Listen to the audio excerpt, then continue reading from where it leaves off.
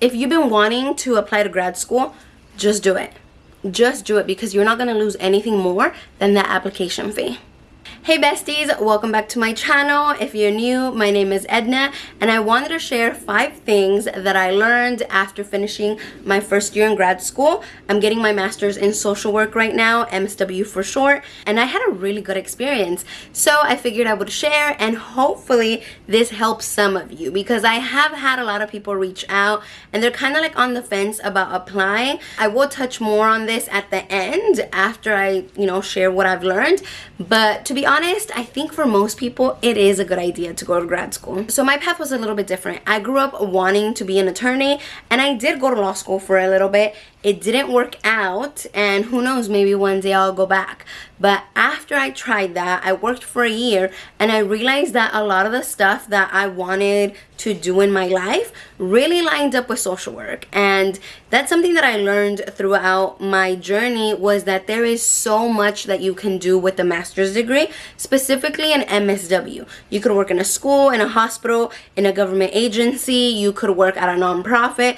Like, honestly, the options are endless. The program that I'm in is going to take 3 years because I'm still working during the day and going to school at night. I think had I known that this was an option when I was trying to figure my stuff out, I don't even know if I would have gone to law school.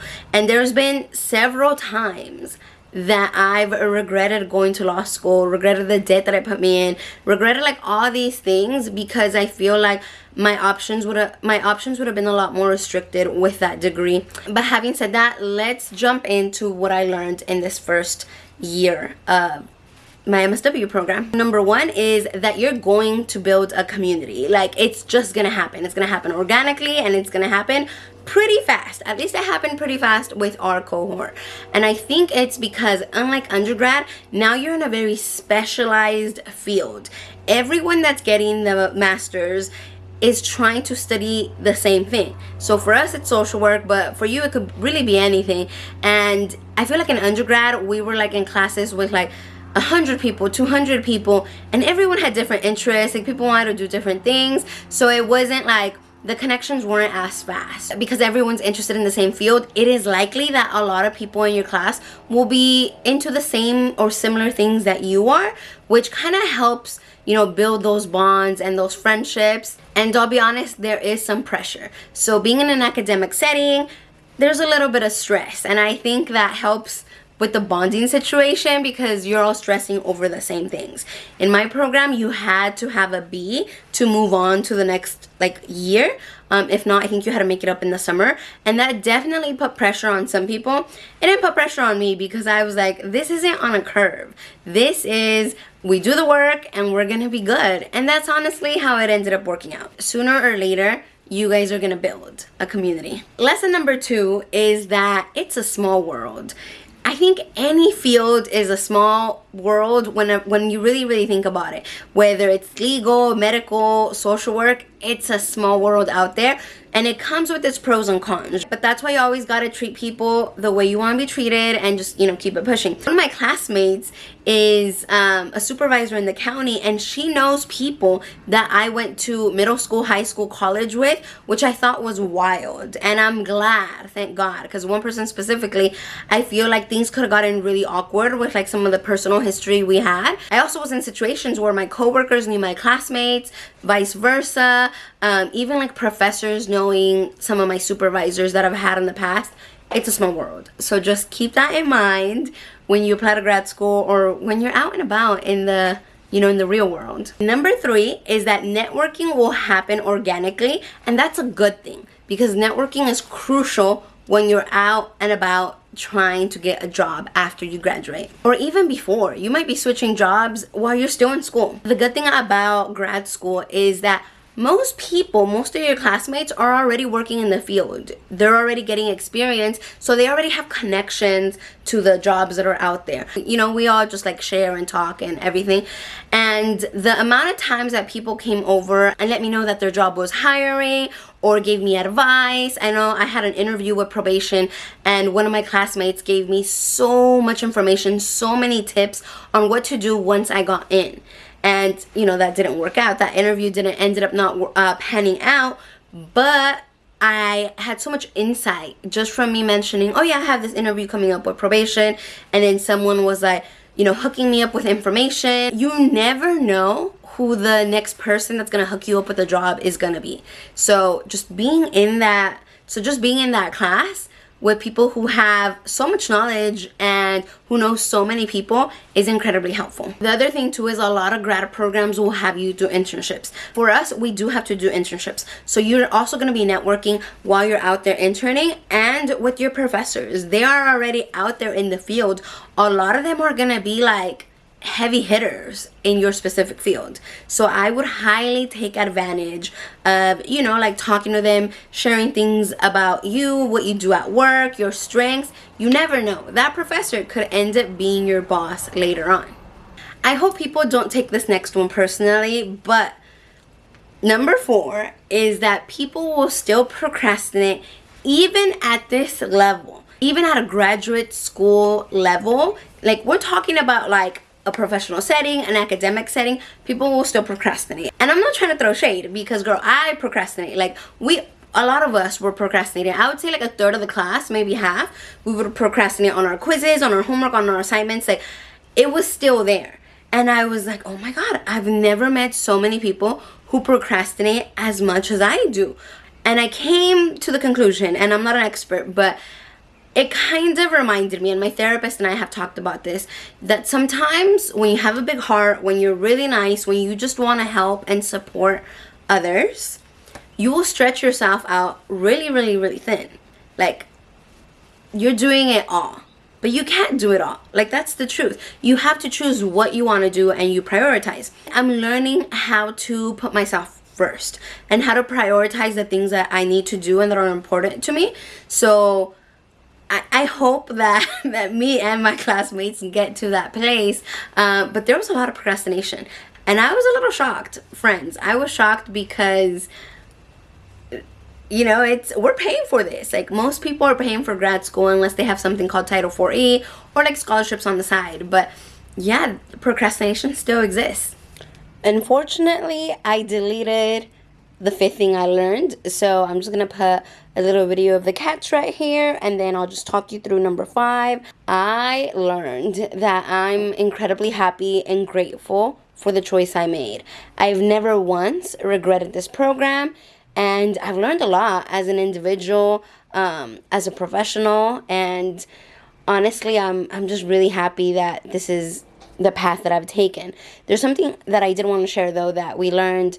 It's called transcultural perspective, and there's different sections, you know, like cultural perspective, power and privilege, self-reflexibility. Wow, I can't say that. And just a few more that really teach you how to think twice before you make assumption or you let your biases interfere. And I honestly think that that's helping me become not just a better social worker, but a better person. There's like so much that allows me to have a different perspective than the average social worker. But learning this thing really, really has helped me and has allowed me to like deepen my understanding of my biases and just like different ways that I've provided support to others. But yeah, for me it was worth it. And like I mentioned earlier, there's been a few times that I've regretted law school, and I'm working through that because I don't want to have a regret, right? I don't want to like have a negative association with it. But with this program, I've never had that. It's so much more affordable. It's part-time. It's more flexible, and I'm really enjoying it. And it's just become a part of my life, and I've fully embraced it. So if you have doubted yourself or you've been contemplating applying for grad school, I would say do it. Especially if you're in an area where your income could drastically change. For me right now, I think my income once I graduate would jump $20,000 to $30,000 depending on where I go. Now for me, things have changed because now I want to open my own business and do my own thing. Doesn't mean that I won't get a job at the county. I might try to do both, but things have changed a little bit for me. So now the master's isn't so much for the income as it was when I first applied, because I really wanted that jump, right? But if you're in an area like Santa Clara County, I would highly recommend getting the MSW, because a lot of the counties, like let's say DFCS, that's an agency within your county, right? A lot of these agencies are short-staffed, but they're paying well. And they'll have the school, hey honey, you woke up from your nap? And they'll have like their local school be their feeder school. So for us, San Jose State is the feeder school to Santa Clara County, and it's just like a win-win overall, right? The county is getting their employees, San Jose State's able to place their students, and then the students are getting a job. So overall, everyone's winning. Now, there's a lot more that I have to say about that, because I don't think you should stay in one position for long, but that'll be for another video. Of course, it's not just about the money, but when you don't have a safety net, when you are the safety net for your friends, for your family, for those that you love, then you have to make sure that you're well equipped.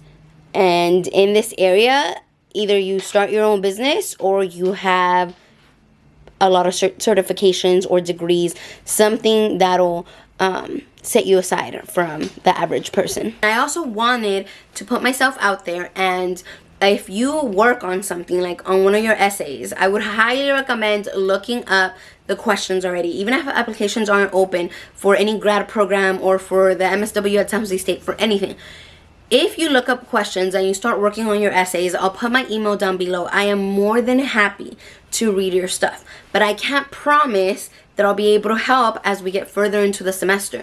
A lot of the applications will be due in the fall. So I think for San Jose State, they're due December 1st. Put your alarms. It's not that hard. If you can make time for other things, you can make time for something that's gonna benefit you. I know that seems blunt. I really, like, I wish I could be like sugarcoat it a little bit more. But you and I both know that if you really wanted to, you would. And if you're already in grad school, honey boo boo, keep it pushing. It's gonna be worth it at the end. I swear to you. Like, I can't wait for the day that I get to wear my graduation gown. It's gonna be gorgeous with that beautiful, I don't know the word for it, but like it has like a special collar, and then it hangs down behind you. I truly can't wait for that day, you know, for me to graduate and have my graduation ceremony and just be celebrating all the work, right? But for now, I'll be starting again, I think August 21st, August 24th, something like that. And then we'll be back on the grind, because it'll be school, internship, and full-time work. So wish me luck. But in the meantime, if you're going to apply, let me know, and I would be happy to look over your application. And please don't be shy. If you have any questions, if you want me to look over anything, please do it. I had people help me read my essays. I had people write me letters of rec, do questionnaires for me, help me with my resume, everything. Like, it literally took a village to get me to the place that I am now, and I have no shame in saying that. I received a lot of help. People helped me so much, and I'm eternally grateful, and it's the least I can do to give back. And if that includes you, then girlie, please let me know, and I'll be happy to assist. All right, well, I hope you have a beautiful day, and I'll see you in the next one. Bye bye.